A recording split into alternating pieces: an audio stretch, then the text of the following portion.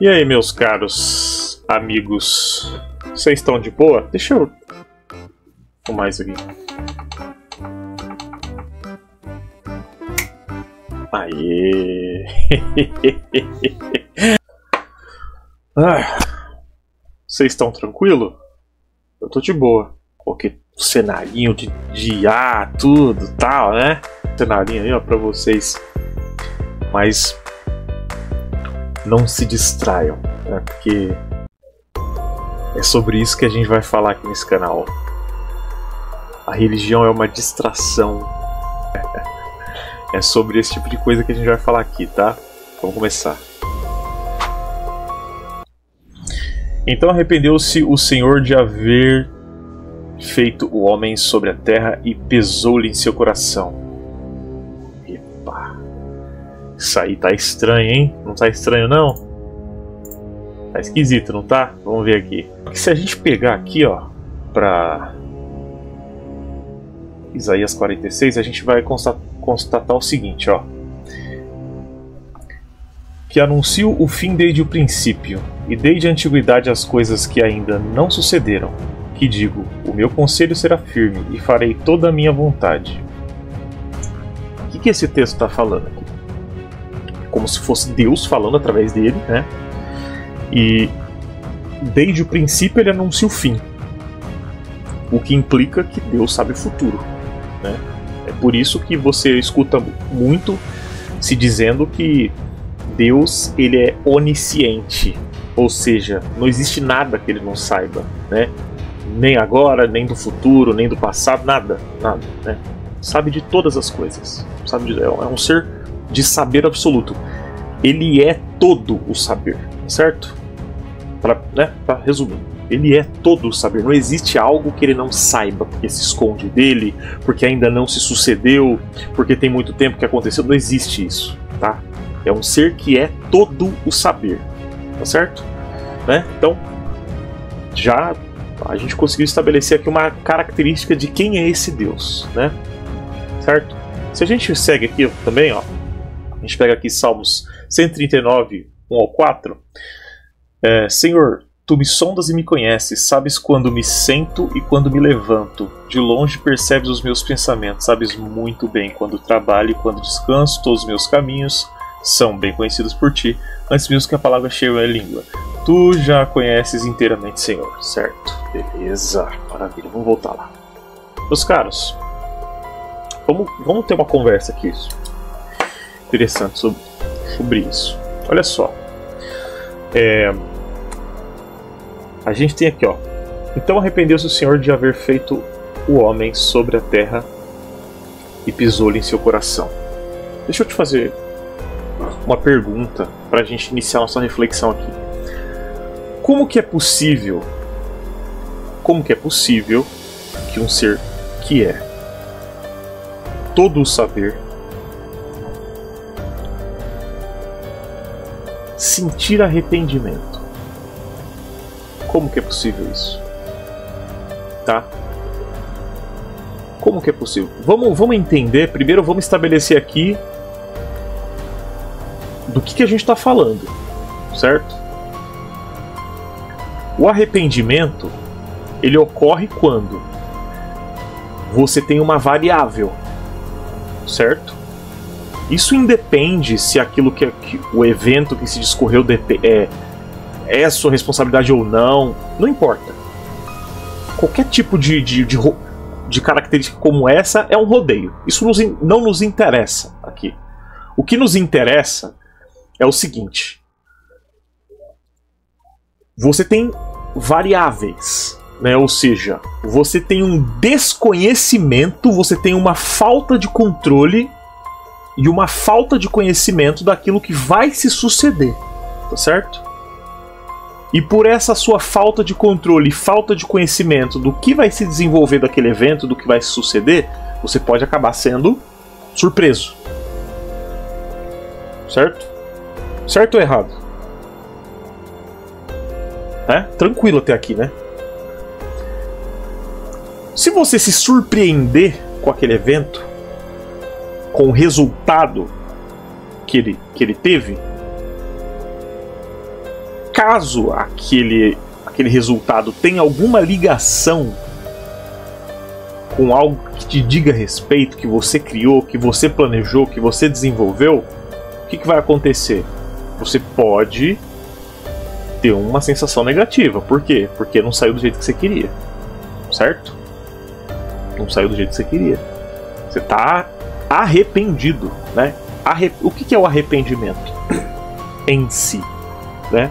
O arrependimento é quando você age e depois de agir, você mesmo condena a ação que você teve. Tá certo?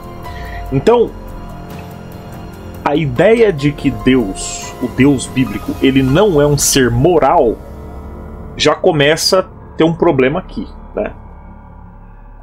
Porque os pregadores, eles sempre dizem isso. Deus não é um ser moral. Deus é um ser que transcende a matéria. Deus é um ser que está fora do tempo, né? Ele não é afetado pelo tempo, pela matéria. Ele não tem início, ele sempre foi, né?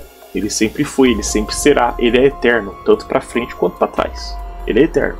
Ele não tem um início. Ele sempre foi. Ele é o primeiro motor, né? Que a gente costuma falar. Ele é o primeiro motor, né? No cristianismo, para quem não sabe, a cosmogonia cristã, ela tem essa forma de pensar o universo, tá? Deus é o primeiro motor e a partir dele tudo é gerado. Ele é um motor imóvel, né? Ou seja, ele é um motor eterno que sempre existiu, tá? Esse é o conceito de eternidade. Ele sempre existiu, ele não tem um início. Ele é o primeiro motor, ele é um motor imóvel e a partir dele todas as outras coisas surgem, tá? Então, e aí, como que pode ser que um ser que sabe de todas as coisas, ele é todo o saber? Não existe algo que escape ao seu conhecimento, tá certo? Tá, acredito que até aqui tá tranquilo, né? Vamos de novo aqui, ó. Olha lá. Aqui, você pode constatar que está dizendo o seguinte, que Deus, desde que ele cria o universo, ele já sabe como que o universo vai terminar, tá? Aqui nesse, diz que antes mesmo que alguém fale, pense, haja, etc e tal, ele já sabe o que vai falar, o que vai fazer, o que vai suceder, o que vai acontecer, etc e tal. Então, isso para deixar claro, tá? Que não existe conhecimento que escape do conhecimento de Deus, até mesmo do futuro, porque, como eu já disse antes, ele está fora do tempo. Ele não é um ser afetado pelo tempo. Ele não é um ser temporal. Ele é um ser atemporal. Ele está fora do tempo e da matéria, do espaço-tempo, né? Vamos dizer assim, para usar um termo científico. Que a questão aqui não é científica, tá? É uma questão filosófica. Mas é só um termo aqui para esclarecer o que eu estou falando. Só isso, não, por favor, né? Então, a nossa questão aqui é lógica e metafísica, tá? Vou deixar isso claro. Só estou ilustrando que, de fato, ele está fora da matéria e do tempo. Então, não é um ser atemporal e imaterial. Ele não é afetado pela matéria e nem pelo tempo. Ele está fora do tempo. Como eu disse, na cosmogonia cristã, na verdade, ele é o primeiro motor. Então é a partir desse motor, na cosmogonia cristã, que tudo que existe surge, né? Poderia até talvez fazer um trocadilho aqui, dizer que apenas Deus é, né? Nesse caso, o restante está, né? Então ele é de fato, né? Porque ele é um motor imóvel, ele é eterno, né? Ele não está afetado pelo espaço-tempo, então ele é imutável. Inclusive, eu poderia ter pego aqui, a gente, no conteúdo literário bíblico, você tem esse tipo de indagação, né? Que ele é imutável, ele não muda, né? Porque é perfeito, né? E não tem como aprimorar o que é perfeito, né? Porque se você aprimorou, é porque não era perfeito, se podia ficar melhor, concorda? Né? Então, claro, um ser perfeito ele tem que ser imutável, porque se é perfeito não pode mudar, porque se mudar, mudou para pior, né? E se mudou para melhor, então não era perfeito antes, né? Bom, então assim, qual que está sendo aqui o nosso grande conflito, nosso grande empecilho aqui? A questão nuclear, central aqui, que tá conflitando, que está tendo um problema aqui. Qual que é? Acredito que você já pegou muito bem a grande questão aqui. Como é que eu sei o que vai acontecer no futuro e eu me surpreendo com isso? Eu estou surpreso. Eu não esperava que isso acontecesse. Nossa, não deu certo o que eu fiz. Caramba. Vamos voltar aqui. Né, que é essa aqui é a questão. Não deu certo. Como não deu certo, né? Então, puxa vida. Como é que eu faço, né? Agora. Aí fica complicado. Porque eu tô surpreso com o que eu já sabia. Como é que um ser que sabe tudo, como é que um ser que já sabe o que vai acontecer fica surpreso com o que acontece? Ou seja, fica surpreso com o que já sabe. Você não pode se surpreender com o que você já conhece. Você concorda ou você discorda? Como é que eu me surpreendo com o que eu já sei, o que é, ou o que vai acontecer, qual será o resultado, qual que vai ser a conclusão? Como é que eu fico surpreso com isso? Como é que eu posso me arrepender do resultado que eu já sabia qual era? Né? Então, nós temos um severo problema aqui de contradição, e essa contradição, ela não é uma questão que seja um conceito em que você possa trabalhar as questões metafísicas. É uma questão que implica a característica de um ser. Tá certo? É a característica de um ser. Não é uma questão de mas é um ensinamento, é um dogma, é um conceito, é um, sei lá, é um ritual, né? É uma prática, é uma filosofia, é uma interpretação. Não é uma questão conceitual, não é uma questão abstrata, é uma característica. É uma característica, tá certo? É uma característica e um fato. Um fato. Arrependimento é um fato. Está arrependido. Se arrependeu. Como é que você pode se arrepender do resultado que você já sabe, que você já conhece? Tá certo? Só que é algo básico. Básico. Não tem como você executar essas duas coisas, né? Sei o intelecto, né? Executar essas duas coisas. Sei o resultado, mas o resultado me surpreende. Ora, como que um resultado que você já sabe qual é te surpreende? Hã?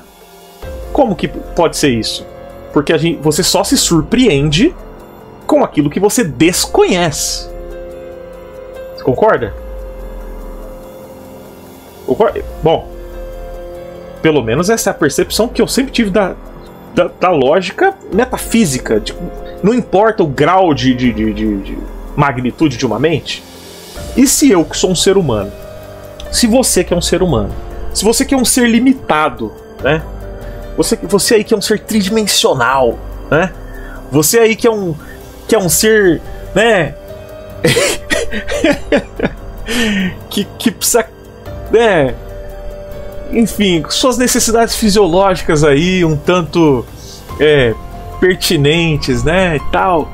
Um serzinho tão, né? Bacteriano, vamos dizer assim. Cara, e você tem essa percepção, né? Nítida, muito bem definida, de que não há como você se surpreender com aquilo que você já conhece. Como é que você pode se surpreender com o que você já sabe, né? E mais, não para por aí. Não é só uma surpresa, estou espantado. É arrependimento, que é pior ainda, né? Ou seja, eu errei, eu cometi um erro, eu fui equivocado, né? Arrepender-se é admitir que você não apenas está surpreso com o resultado, mas é admitir que você cometeu um cálculo errado, que você fez algo ruim, que você fez algo imperfeito, que você fez algo injusto no sentido de ajustado, né? Você fez algo injusto, você fez algo desajustado, injusto, né? Imoral, imperfeito, né? Dissonante, desarmonioso. Tem tanta palavra que pode ser usada para isso, mas fato é que se você se arrepende do resultado de algo que você fez, é porque o resultado te surpreendeu. E se o resultado te surpreendeu, é porque você não sabia qual seria o resultado. Tá certo? Então, fica aí pra você essa essa reflexão. E é isso, né? Tá aí na tua mão pra você agora, pra você decidir, pensar sobre isso, refletir, dizer o que você acha, né? Inclusive comenta aí, né? Elabora aí tuas ideias sobre isso. Comenta aqui embaixo que eu quero saber o que você acha sobre isso. Eu quero saber o que você acha sobre isso. E eu vou responder, tá? Eu vou responder. Então você comenta aí embaixo o que você acha, que eu vou responder pra você, né? Sobre a sua resposta, sobre o seu pensamento a respeito desse assunto. E é isso. Estamos a todo vapor aí. Vamos continuar refletindo juntos, né? E... Cara, esse tema é um tema que é muito polêmico mesmo, porque não, não tem saída para a equação, né? Não tem saída para a equação. O único resultado possível é esse que a gente está tendo aqui da reflexão, né? Qual outro a gente pode ter, né? Eu algumas vezes tentei, né? Fiz as pesquisas, tentei, mas o pessoal, sabe, cria floreios, né? E assim, com todos esses floreios, o resultado continua sendo o mesmo resultado. É esse mesmo resultado, né? E aí alguns tentam encontrar como ver que não tem solução, tentam encontrar um escape, né? Que geralmente qual que é? Ora, a mente humana não pode compreender a mente de Deus, né? Portanto, tem muitas respostas que você nunca conseguirá entender com reflexões filosóficas, metafísicas e tal, porque a sua capacidade, né, te impede de chegar no nível de perfeição de pensamento daquele ser. Bom, isso para mim soa muito como uma válvula de escape, né? Para não ter que responder questões que são problemáticas e contraditórias. Então você está entrando no mérito de crítica ao conteúdo de forma direta, né? Sim, eu tenho isso daí também, né? Porque, como vocês bem sabem, eu não sou religioso, então eu não tenho problema nenhum em tecer esse tipo de crítica. Problemas de tradução, problema de escrita. E uma coisa que eu gosto de deixar muito clara para vocês que estão me ouvindo, que é o seguinte: para mim não tem só problema de tradução, não é só problema da semântica na hora de fazer a tradução, não é só esse o problema. Quando foi escrito, quando foi compilado, tá? A primeira vez que foi compilado já tinha problema. Por que tinha problema já quando foi compilado? Porque pegou vários livros e evangelhos diferentes que foram escritos em regiões, em períodos diferentes, por pessoas diferentes, que estavam com o pensamento estruturado de forma diferente, e foi tudo colocado num bolo junto, tá? E obviamente por questões políticas. E aí, o que implica isso?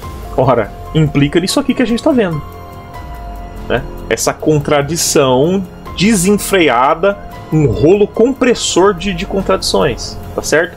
E volto a dizer, reitero, não é uma contradição contextual, conceitual, abstrata, é uma contradição das características de um ser. Então, o resultado, ele é muito claro na nossa análise, muito claro, tá? Reitero, é muito claro, porque a gente está falando de características de um ser. A gente não tá falando de um conceito abstrato, distante ou algo do tipo, né? Como essa válvula de escape que geralmente o pessoal usa de dizer que o nosso intelecto não pode alcançar essa conclusão, etc. Eu dei para você agora as ferramentas, né? Que você precisa para você iniciar sua reflexão acerca desse tema aí.